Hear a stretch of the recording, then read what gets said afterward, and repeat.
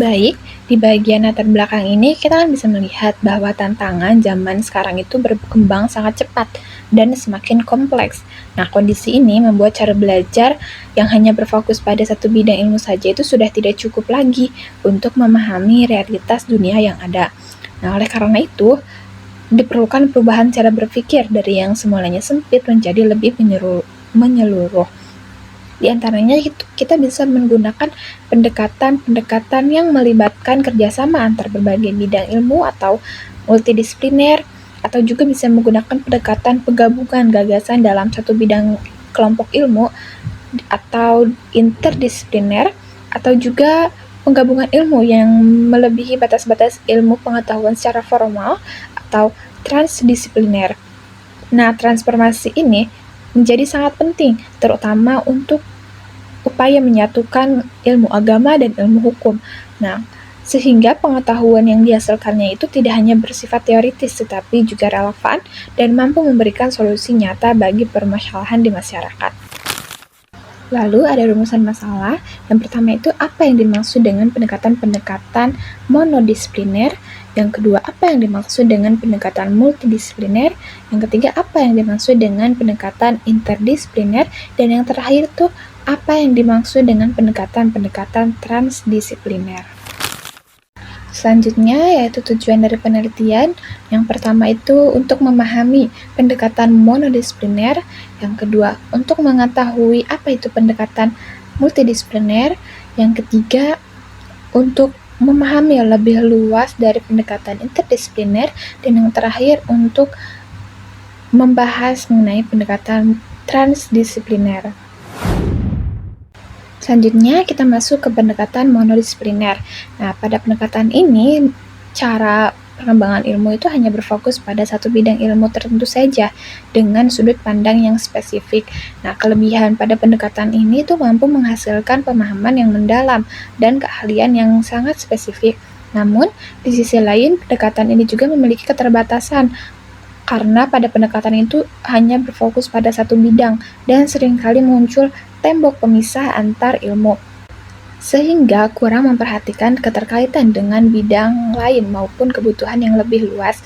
Nah, akibatnya, pendekatan ini itu bisa menghasilkan pandangan yang cenderung tertutup, baik secara ontologis maupun epistemologis. Oleh karena itu, dalam konteks dunia yang semakin kompleks saat ini, pendekatan monodisipliner ini dianggap kurang memadai karena tidak mampu menjawab kebutuhan masyarakat yang sangat beragam pada era saat ini. Selanjutnya itu ada pendekatan multidisipliner. Pendekatan multidisipliner adalah metode mengatasi masalah dengan menggabungkan ilmu dari berbagai bidang, seperti kealaman, sosial, dan humaniora, sehingga dapat bekerja sama dalam menyelesaikan tantangan tertentu. Ciri khasnya adalah setiap ilmu memiliki identitas sendiri yang jelas terlihat, sehingga memungkinkan pemahaman yang lebih luas dibandingkan dengan pendekatan yang hanya mengandalkan satu cara saja. Di masa globalisasi saat ini, kerjasama antar berbagai bidang sangat penting karena masalah-masalah yang dihadapi manusia semakin rumit dan memerlukan kerjasama yang baik untuk menghasilkan solusi yang kreatif, bisa berubah sesuai situasi, dan berhasil. Nah, contohnya itu seperti sebuah food court, yang mana di tempat itu terdapat pedagang yang menjual nasi goreng, burger, dan sushi. Mereka berada di satu tempat yang sama untuk melayani tamu, tapi masing-masing itu memasak dengan resep dan peralatannya sendiri tanpa campur tangan dalam urusan dapur orang lain. Jadi, di sini itu dijelaskan dalam pendekatan multidisipliner, berbagai ilmu bekerja sama untuk menyelesaikan masalah, tetapi setiap ilmu tetap berdiri sendiri dengan identitas, metode, dan batasan masing-masing. Selanjutnya itu ada pendekatan interdisipliner.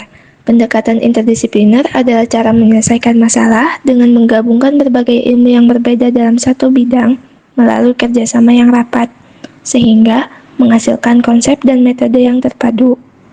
Nah, tujuannya itu menggabungkan batasan ilmu-ilmu berbeda agar bisa memahami sesuatu secara lebih luas daripada metode yang hanya fokus pada satu bidang saja, yang biasanya terbatas. Dalam penerapannya, Pendekatan ini membantu menyelaraskan ajaran agama agar tetap sesuai dengan perkembangan zaman dan bisa menghasilkan cabang ilmu baru yang campuran, seperti biokimia atau sosiologi agama. Contoh dari pendekatan interdisipliner itu seperti sebuah smoothie. Misalkan kita memasukkan pisang, stroberi, dan susu ke dalam blender, maka hasil akhirnya itu akan menjadi minuman baru yang rasanya dan teksturnya itu sudah menyatu. Nah, jadi di sini itu dalam pendekatan interdisipliner, berbagai ilmu tidak hanya bekerja sama, tetapi juga saling berhubungan dan menghasilkan batas-batasannya, yang mana untuk mengembangkan gagasan atau pendekatan baru yang selaras dan terintegrasi. Yang selanjutnya yaitu pendekatan transdisipliner. Pendekatan transdisipliner adalah cara berpikir yang melebihi batas-batas ilmu pengetahuan tradisional untuk memahami keadaan nyata secara menyeluruh dan juga mengatasi tantangan global yang rumit. Secara praktis, metode ini melibatkan kerjasama antara akademik dan pihak non-akademik agar hasil penelitian dapat memberikan dampak nyata bagi masyarakat.